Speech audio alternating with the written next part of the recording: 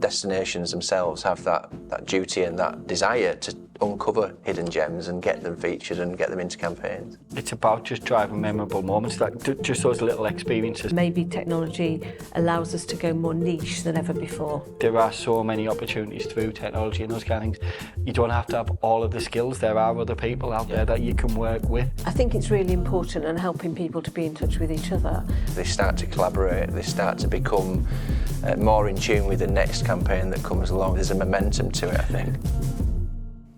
Welcome everyone, and thank you for joining us today for the first of TXGB's Fireside Chats. I'm James Berzins, the Managing Director of Tourism Exchange Great Britain, and I'll be hosting a series of these discussions with thought leaders from across the sector to look at key insights from the UK's tourism scene.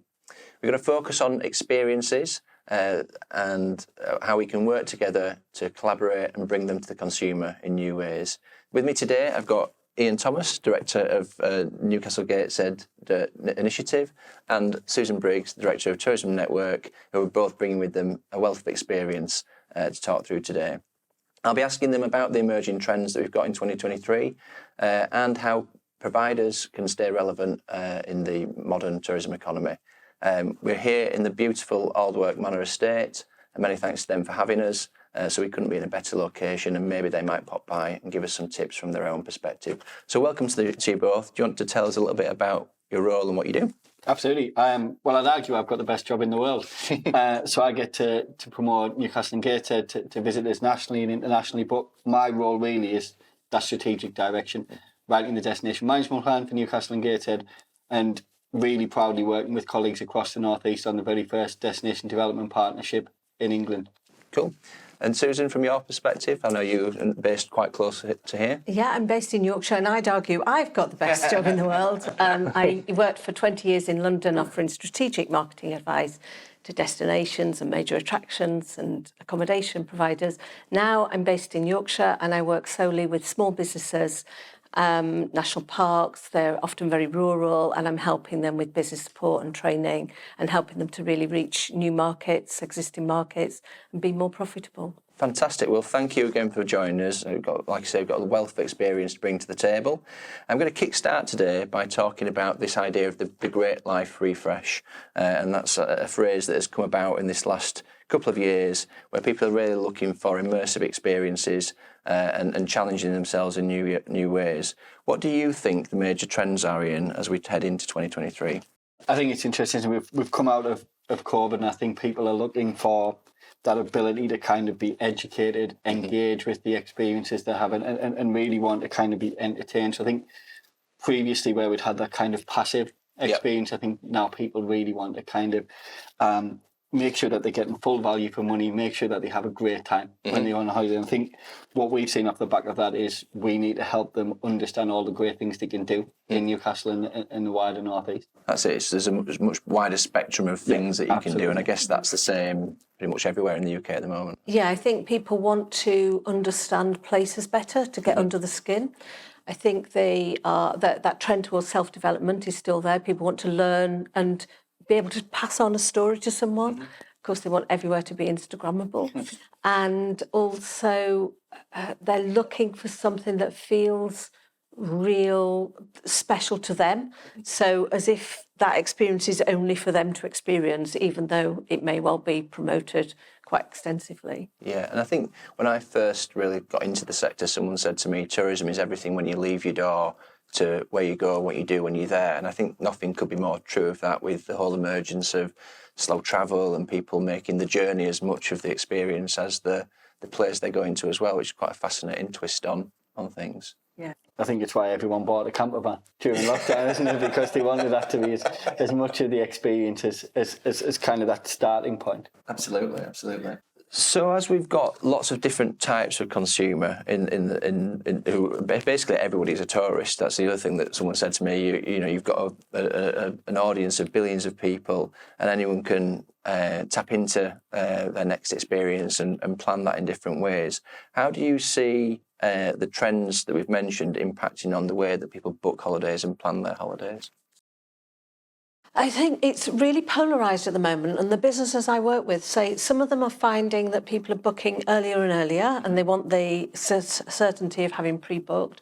Others, they're leaving it right to the last minute, so there's not really a lot of middle ground, it's advance or last minute, and more people needing more certainty, more reassurance that when they get to the destination there's a lot to do, but the sort of things that they're really interested in. So I think we're looking more niche, more detail, more reassurance needed, and need perhaps more information than ever before, which is odd because there's always been a lot of information. Now we've got even more, but I think some people still need even more, and perhaps more inspiration as well as information. And that's a really interesting point there around inspiration, because I feel like you say, people can get inspired whilst they're in the destination. That's a challenge in its own right for businesses to make sure that they're not only promoting themselves, but they're promoting the wider destination so people get the most out of the trip. I guess as the destination management organisation, or LVEP now as they're called,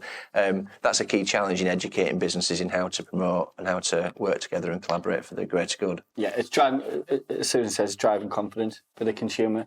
I think they need to know that whether that be 24 hours, 48 hours a week, that there's always going to be something to do. And they're not always going to come to the destination management site. They're not always going to come to that visit site. They may land on their accommodation provider. And we really have to kind of encourage that collaboration, make sure that they are showing the things to do around them, working in partnership with other businesses to have kind of experiences that they can book while they're there. But I think for all of those businesses, there's as much in that about us helping them have that information. Yep. So almost us acting as the provider of that information and dispersing it out to those businesses. Less and less destinations have a tourist information centre now. It's very digital, and I think that's a space that we have to operate within. I think there's an issue of context, that visitors need to understand the context, what is in the destination and how much there is, where they can eat, drink, everything. But geography is an issue for many visitors, especially younger visitors. They don't necessarily know what there is in one area that's close by to another. And I also think even businesses sometimes don't immediately recognise what there is in their own area and who they could collaborate with. And then there's an additional issue that we have to get over, is that many of our visitors, so if you live in a rural area like I do, when you go to an urban area, you're going somewhere different, which for Ian is his everyday. I live in a rural area, so you come to my area, that is different. And we all take our areas for granted, and so we don't celebrate our everyday. We don't recognise that something that's ordinary to us is extraordinary to someone else. Years ago, I had a farmer who was bemoaning the fact they were too busy in winter to get their B&B business really running because of lambing. And so I actually got them to start selling lambing breaks. And he thought it was the most ridiculous idea on earth, because he lambs for a month every year and has been doing for 60 years. But of course, for the visitors, they were ready to pay a premium to have that experience. And we've got to get over that idea that ordinary is ordinary, because it isn't ordinary for everyone, it's extraordinary for someone. And it's authentic. I think, that word authenticity and being authentic is such a key word in the sector. How do you make sure that you bottle that and make it so that the consumer understands it without making it too consumerified, and making sure that you are allowing that product to be booked, making sure that people understand it, making sure it's connected without losing its magic of, like you say, the lambing season and what that could bring to a stay. So I think that's really, really interesting. So Susan, we talked about sort of these off the beaten track experiences, and that brings me back to, I think, this morning's experience with Carla King and the chocolate experience. Those kind of businesses, the need for them to collaborate, the need for them to get their product out into the market. What does that make you bring to mind when you think about that experience and how they actually do that? So I think the untapped opportunity are all the micro businesses like Carla King. It's one person doing something that they really, really are passionate about, that visitors want to know about, but there's a gap between where they are, often in a rural area, and where the visitors, what the information they have. And I think technology is one of the very few ways they have of getting to a bigger world. Collaboration comes back again. So if you've got places like this, accommodation provider where you've got a mass of people staying, they can talk about people like Carla King, but without technology and booking systems, I think it's going to be very hard for them to reach a broader market. And actually, even larger accommodation providers can benefit because there are some people who come in because of the experience and then looking for the accommodation. It's not always accommodation, then experience. So we've just got to put out the word that that's a way forward for those micro businesses. And certainly when I think of some of the farm diversification projects where people are perhaps nervous of having to have a website and loads of social media and get started, I'm now starting to say to them, actually, that's what you ideally would do, but you could short circuit your path to the marketplace by just going straight away for online bookings. Exactly. I think that's where that word connectivity to us, resonates, certainly as we talk to businesses about actually just getting that product into channels and making people aware of it. And people always think about the bigger channels, but actually, destinations themselves have that duty and that desire to uncover hidden gems and get them featured and get them into campaigns. Yeah, I think we've touched on it a few times in this conversation. There's two sides to that, isn't it? There's the inspiration bit for consumers. You go on a platform like New Adventures and you kind of just go on through and you just stop. It's something that you would never have thought that you could do in that area. It really intrigues you. It's really exciting. And I think for the business, kind of they maybe even haven't thought about their product being super exciting, but to the consumer it really is. It's completely different. And actually a lot of those kind of smaller ones, they can be quite personal to you because you're probably only with 4 or 6 other people. And if you're going with your family, you can pretty much have that experience as a group. And I think it starts to feel really special. I think for us, and destinations as they're growing, we've got as much kind of the onus on us to make sure that we unearth those businesses. And it's really about, they're the people who will tell the story of the place. They're the people that narrative, you'll feel it in them about that place you visited. That'll be the experience that stays with you as much as going to some of the bigger attractions. I think you're right. I think that's the thing that's different, isn't it? And that's the thing that draws people in. And for me, that's where, the destination has that role of uncovering those gems, bringing them to market, and then they can learn from that and they can see how they get their product to reach new consumers, and they start to work with different businesses, and then they can tap into whichever channels work for them long term. There's kind of been a brilliant mind shift in the team. I will literally get emails from the team or comments in the office. I walk past this business, they should be on New Adventures. I was here at the weekend, they should be on New Adventures. And I think it's completely transformed because there's no way they would have thought about them in that way. I mean, Land Rover safaris that we've got on there, shore yoga, whatever it may be. And I think it's because our staff and our people are enjoying doing them, and I think actually we need to tell more people about this.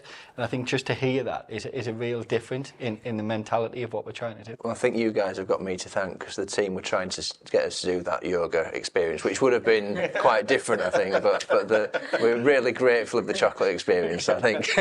Those micro experiences, they are often a little perhaps obscure or unusual or fun or different. They're the things that the journalists like to write about. So they help with our destination sell. And then the other side of it is that, yes, you get more people within a destination team being excited by the destination again because it's different. But then the experience providers are having that human one-to-one interaction, thanks to the technology, but then it becomes human again. And they become the ambassadors for the place. And they're the ones that provide the fodder for the stories that the visitors tell other people, and they're the people that then spread the word. But it's got to all come together. You need the technology and the humans. But you've got to find ways, I think, of putting that together. And sometimes the businesses don't know about the technology, and we don't know about the businesses. So. And it's all the experience, right? So you're looking for something online, you're getting into that experience, and you're finding what's going to fit for you and your trip, or the reason why you're going to go somewhere. And I think one of the important things is that those businesses can build that customer relationship as soon as possible, so that if they've got something unique or special, that they can tailor the experience to them. So actually having the customer data, I think, is enormously important, and that's not always the case. So connecting those dots is, for us, a really important priority. And I think even kind of using the connectivity that TXGB is providing. Some of our businesses, if you think just in the region now, that's new adventures they can be on, NewcastleGateshead.com, visit Northumberland, visit North Tyneside. There's 4 platforms overnight for one business that wasn't connected to any kind of 24 hours before that, and that's before you take that up to national and kind of campaign level. And that's it, and that's a very sort of comfortable and easy place for them to get their product because they feel, part of the destination. They're comfortable that their businesses around them are on it, and so actually that first step online, I think, becomes that much easier. Without having 4 conversations. Yeah. And I think from our perspective, we would always think about, once you've got that inspiration, that content next to a product for a consumer and they're seeing it at that point, it's making sure that you can get that booking and secure that visit. And I think from your perspective, and I know the New Adventures programme is really interesting in terms of creating a whole segment for the consumer to think about. Yeah, I mean, New Adventures has been one of the most successful things I think we've done because Back to Susan probably thought of it from the consumer point of view. So we were thinking about actually what are the types of activities that kind of get you out of bed, make you want to book, make that kind of want to happen there and then. And when you start to think about that journey, the link. So if you might be someone, I want to go paddleboarding on the morning, but that doesn't mean I don't like nice food. So why would I not be looking at those 2 products together? And I think having them in one place rather than, right, I'll go to the restaurant and find their booking now, then I'll go and look for this. We've combined those products, brought them into one place, allowed them to feel like a journey, allowed them to feel like kind of one experience. So, and back to what we're saying about really creating confidence, you can see there that there are a number of activities that you want to do, and it's giving the consumer the power to choose those. And a lot of the imagery within that campaign is very seeing yourself doing that, seeing people in there, feeling like that could be you, and that's the way we've tried to drive that. And the interesting thing about New Adventures as well is you've got all that sort of focus from the campaign perspective on the consumer, but actually the group of businesses that are then a part of that campaign all come together, they start to collaborate, they start to become more in tune with the next campaign that comes along, and it makes that collaboration a bit easier. There's a momentum to it, I think. I think my favourite thing about the kind of business side, one, we're across 3 local authority areas. That in itself is a bit of a success to get businesses working together across those 3 areas. But it's the range of businesses. Yep. So we're seeing kind of owner-managed small businesses who probably thought of themselves as a kind of leisure business, a really local business, now all of a sudden open themselves up to consumers, right through to 140-year-old department stores in looking at their business through a different lens. And actually what's happened is, if you took one of the food tours as an example on there, they're collaborating with 8 different businesses to bring that food together, which is real different way of looking at things. And that's that whole idea of thinking about things as an experience, and everything's an experience. So how do we bring that together? It's such an expanding landscape, and it requires that degree of collaboration. I know in Yorkshire, across vast geography, with lots of businesses that might feel quite isolated, driving that collaboration is I guess, really key. I think it's really important and helping people to be in touch with each other. But I'd also come back to the idea of experiences and what are experiences, because we've started to think of them as something that can be packaged and sold online.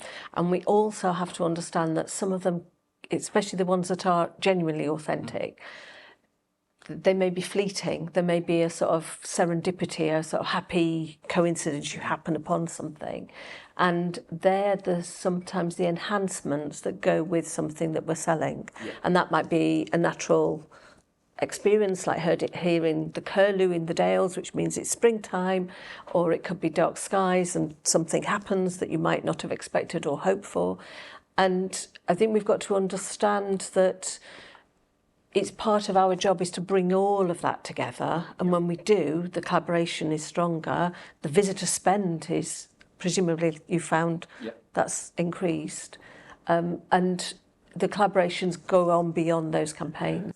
And that's it. And I think that degree of storytelling is promotion, but it doesn't feel like a sales exercise. And so if you sat at the dinner table and there's something on the Instagram for this hotel talking about that thing that's happening tomorrow, and you think you're more inclined to go along to it, or you understand those authentic experiences. But it's getting into the mindset of each business. It's their role to tell those stories and be part of that wider conversation. I think it's empowering them a little bit to take a bit of time out to tell those stories. They're really busy. They're trying to operate their business, and I think kind of them understanding and back to mindsets, being in that mindset of being able to kind of talk that up. But actually, for us, we're definitely finding higher spend, absolutely. But what it is increasing is being more self-fulfilling. So the people who've had those experiences, they enjoyed the experience, but that added extra. They saw something they didn't expect to see, or something happened. They're the ones on Instagram, on TikTok. They're the ones on TripAdvisor talking about this, and it brings more people back and brings them back. That's it. It becomes remarkable, isn't it? Absolutely, absolutely. One really simple thing that we've done lately is have businesses describe each other's business, because neighbours, you want them to be able to sell and cross-promote, but also when they describe them, it's interesting that they will notice things the business themselves hasn't noticed. And when someone else comments on it, they feel more proud and more likely to talk about it in the future. But I think also technology lets you promote some things that you might not want to go big on locally or to everyone, because it lets you filter some of that as well. So you get the right people doing the right thing. A couple of years ago in France, I was looking online for an extra experience. We're in an area with not a lot of attractions, and I really wanted to feel like we knew the area. And we came across a place that let you go truffle hunting with a local farmer. And we would have never known, there wouldn't have been a poster about that. They didn't want anyone to write about it. They didn't want anyone to know where it was. But thanks to, the French equivalent of TXGB, we could find that, we could go on it, and we could enjoy something that really felt special. Yeah. But they can't do big numbers, so that lets them filter how many, and they didn't want locals to know about it. And that is a real challenge, isn't it? Where you've got limited capacity, you need to make sure that if you're going to make something bookable, you can manage that you're not going to get overrun as a business, and you've got, like you say, you're giving accurate information to the consumer that gets across that authenticity, but also helps you run the business in a way that is manageable. I think the other side to that is there's some confidence in that for the business. So if you can see those bookings coming through, you know how many staff to have, you can kind of plan your business. And I think it's not that long ago where you were more reliant on walk-ups and those kind of things. That's really hard to plan for. That we know the industry's still got challenges from a skills point of view and getting the right people. So being able to look at your business and map that out for whatever it may be, 8, 12, 16 weeks ahead, and say, we know we've got these bookings, gives you a lot more confidence. And I think, look, we're seeing things like 2 new adventures. There's a very low cancellation rate. Once people are booked, they're coming to do that experience. And actually it helps the accommodation providers, it helps others, because post-COVID what we were seeing was a proliferation of people making bookings all over the place, deciding what the weather was like and then cancelling the other 6. But if you've bought tickets and you've got experiences to do, you're much more likely to go through with that trip. That's it, you're kind of more invested in that trip. Yeah, you're committed, yeah, definitely. And so I guess that's all about staying relevant, isn't it? Keeping up to date with what technologies are out there, how to make sure that your business is promoted on those. And I guess from our perspective, if you're promoting your business, making sure it's bookable, making sure people can plan ahead, you can get them invested in that trip and try to connect that trip in as good a way as possible. I think there's a little bit on that kind of, it's interesting the technology, because we definitely see that as well in the North East, that kind of, well, I've been doing it like this for 35 years and I'm fine, thank you very much. But there's a bit of a conversation about, but the people you're talking to now who were 20 weren't around when you set your business up, and they want to engage in a different way. And I think there is a little bit of this that is around actually a sustainable business has to adopt some of this technology. But I think what we've tried to do, especially through things like New Adventures, is just demystify a little bit of it and kind of just understand that it's not a huge part of your day, that you can start with baby steps, that you can kind of get involved and move that forward. And we've seen a real range of businesses come into New Adventures, because as I mentioned, you've got literally one-man bands kind of getting involved in this, through to businesses that have been long established but coming out of COVID have probably, and I think COVID has some weird silver linings, that some people have realised that they have to look at different ways of working, and they have become kind of more engaged in that. We've been on this kind of the journey around bookability and bringing products to market for 5 or 6 years as we've worked through this.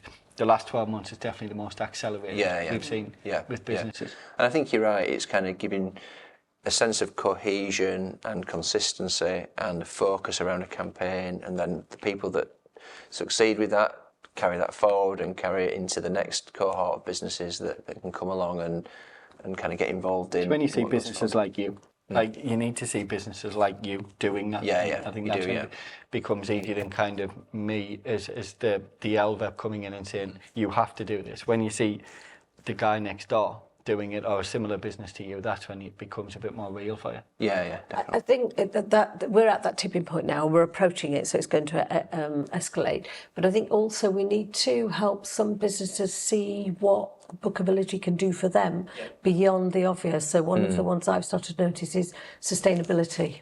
Because you can manage demand. You can also decide that you want more businesses a certain time of year, which might also be better for the environment in some way. You can use technology to promote in a different way, so you're getting the right people who actually understand what they're coming to. Because I think during the lockdowns we noticed that kind of some of the negative impacts of tourism.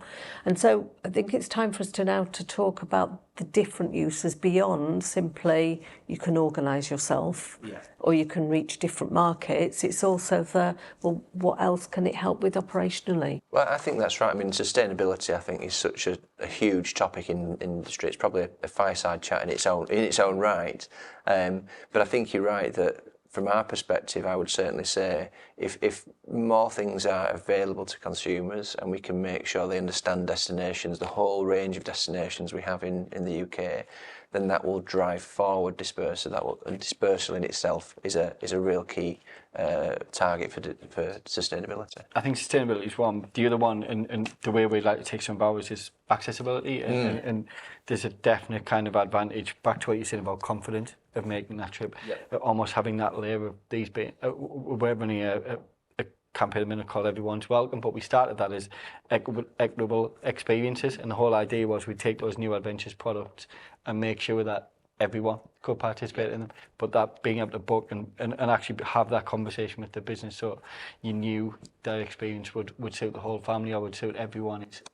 And I guess as well, that's we just talked about how you make something truly fit the consumer.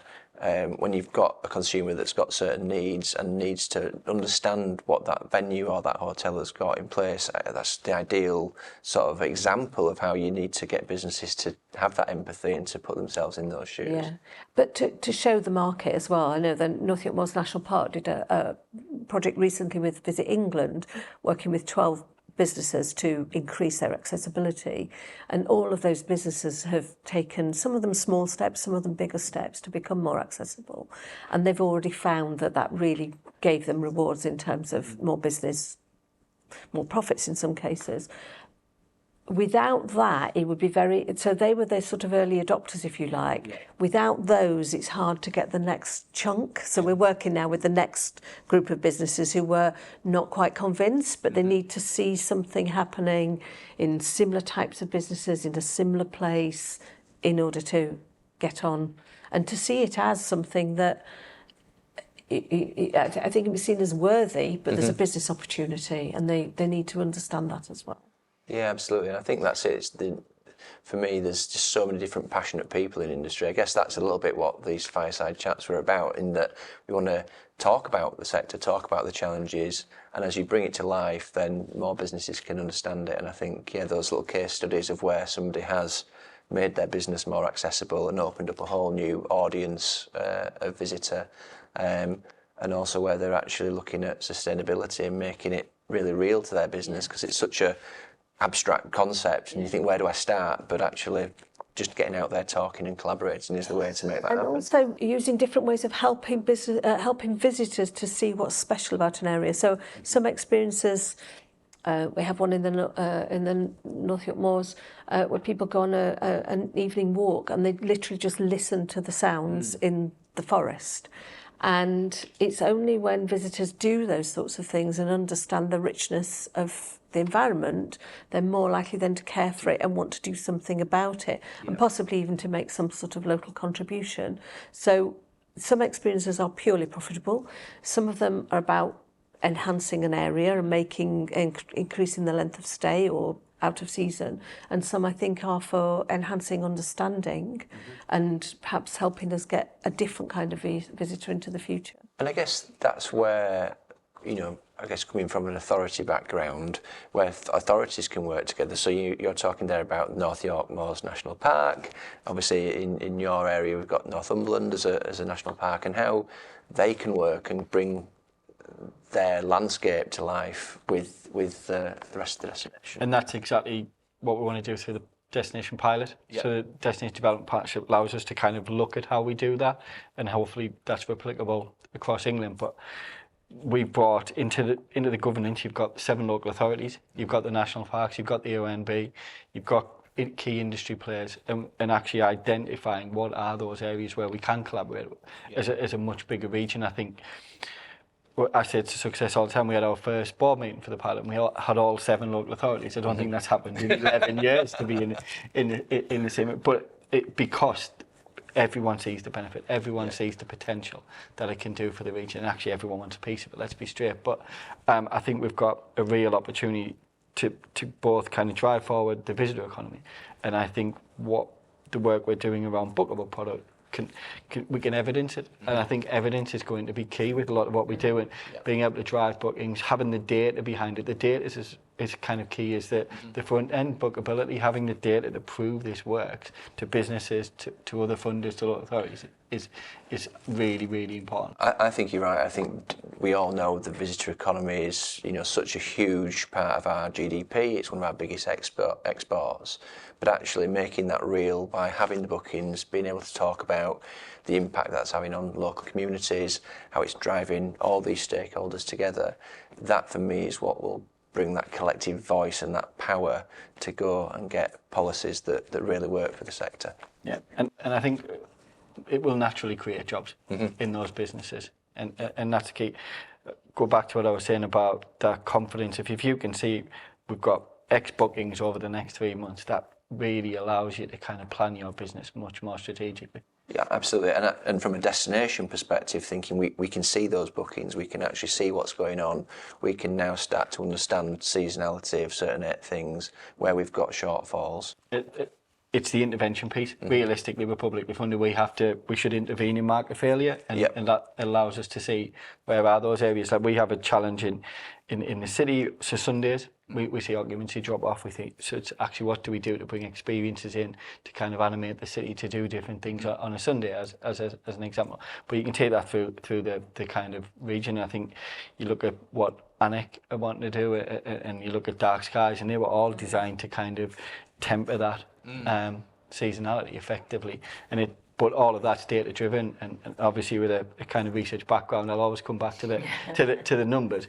But the more data you can have, the more kind of informed we can be in that planning policy. And I guess Absolutely, I think that's really important, the seasonality angle, because I've been in the industry for well over 30 years now, and we've talked about seasonality and building off-peak business for years and years and years. And there are 2 key marketing methods that everyone uses, and one is hoping for the best, and the other is discounts. And what rarely happens is people say, I need winter bookings, but then you find out, well, actually, you don't need all of the winter. You need certain weeks in the winter, and within those weeks, certain days. And being able to look at data and drill down, and then be really deliberate about the gaps that you're trying to fill, when and how, and having the research, that will make the difference. Yeah. We've had all these initiatives that didn't work because we didn't have the data.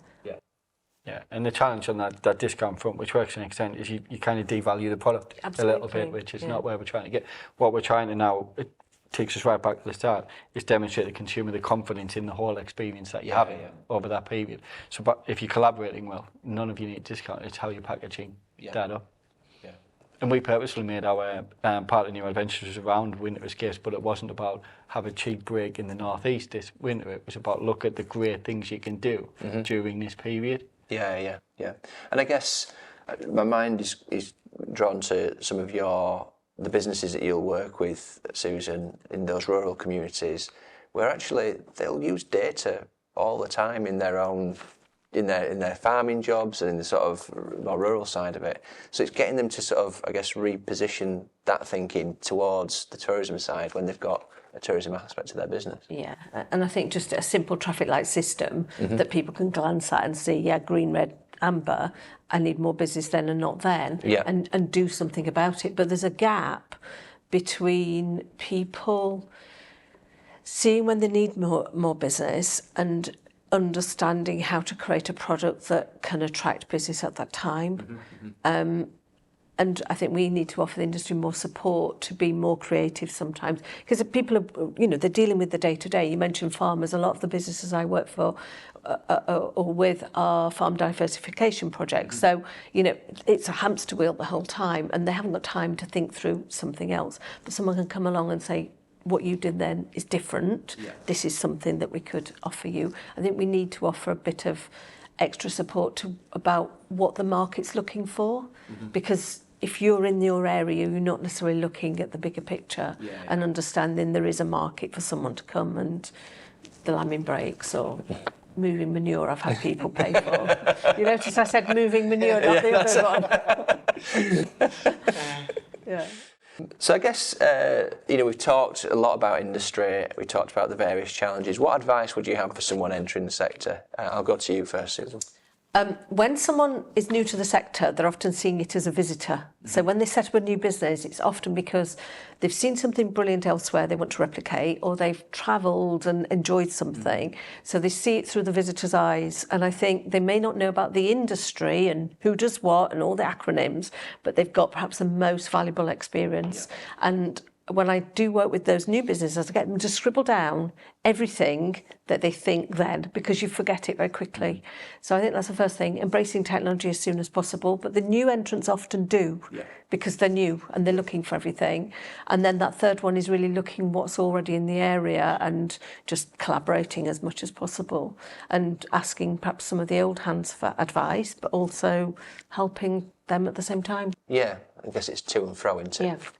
I think I'd agree with everything Susan said, but one of the most kind of positive things for me is how many new entrants we are still getting. Bearing in mind, this is loads at the an moment. Industry that had a pretty rough ride for 2 or 3 years. And we've seen probably 50 new restaurants opening in Newcastle over the last kind of 24 months. But you can take that anywhere. Like we went to Alnwick, go to Morpeth. There's tourism businesses open all the time, so it's brilliant to see that people still want to enter the sector.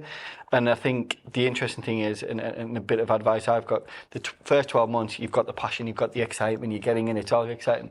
It's kind of after that when the people who kind of wanted to see your new business have dropped off, and it gets a little bit tougher, that sometimes you see those people drop out of the market. I think that's when you need to have set up that support network for yourself through that period, reaching out to your kind of LVEP or DMO in that area, getting to know the other businesses around you. I think it's quite easy to be head down. Well, I know tourists come to us, but how they get here isn't my problem. I think kind of building that network of businesses. And obviously, there are so many opportunities through technology and those kind of things. You don't have to have all of the skills. There are other people out there that you can work with. Don't try and do everything, because that is burnout quite quickly. So make sure that you've kind of got that support around you. I guess it's like your sort of second album's always the hardest one, isn't it? You've got to sort of, you've had a really great first album, and you need to then for the next season think, how do I add something to this? And I think from what I'm picking up from both of you is it's actually about getting out of your business and seeing other things and speaking to other people, not just focusing on what you do and trying to do that as well as you can, actually growing and learning and adapting to what's around you. And also, I absolutely agree with that idea of collaborating, reaching out and being ready for the second year. But I think also marketing before you open. So I see people, they're waiting for 6 months down the lane to start their mailing list. You're never as interesting to anyone, especially journalists, as the point just before you open, when there's intrigue and people are curious and they're looking for something new, and you can get the attention. So you can do so much that's a foundation for later, and make sure that you're on the right sites and that you're getting found. and do as much as possible at that stage to create a foundation for that second year and the tricky second album. Yeah. So you're also building loyalty from those visitors, and you're not relying on new all the time. And I guess things like events, events are such a big part of the calendar, especially for LVEPs and what they're looking at in their area.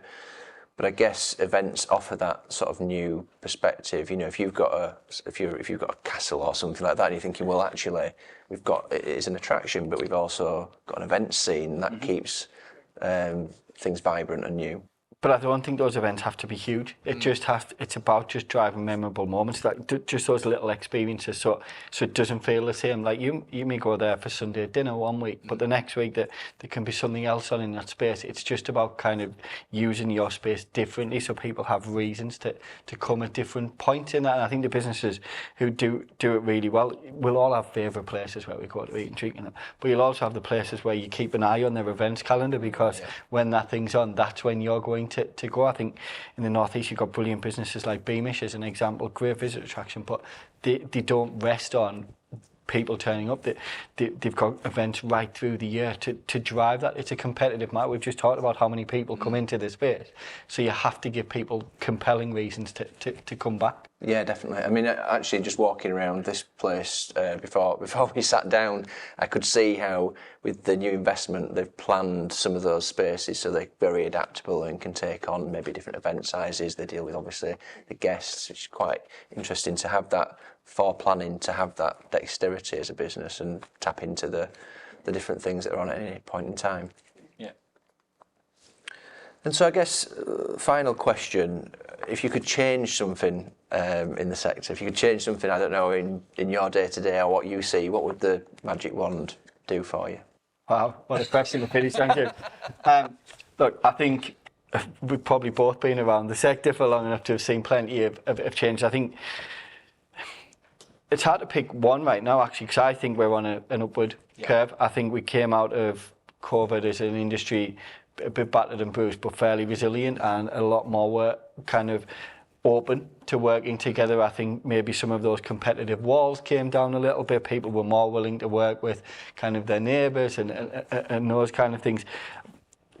As an LVEP and as kind of someone in destination space, the one thing I would always say is kind of government to continue to back the sector. That kind of, I think we've seen a change in the mood music where people suddenly realised tourism wasn't kind of how important tourism was to the economy. And I think I'd always kind of be pushing for that support.